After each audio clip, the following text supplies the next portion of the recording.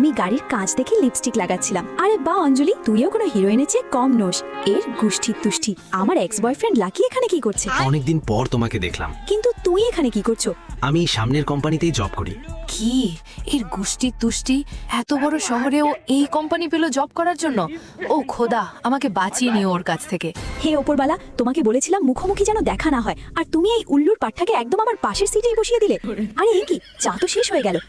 এই যে শোনো, এখানে ক্যান্টিন কোথায়? ওই তো সামনে। আচ্ছা শোনো, তুমি কি চায়ের ফ্লাস্ক আনো না? আনি তো, এই যে এটা।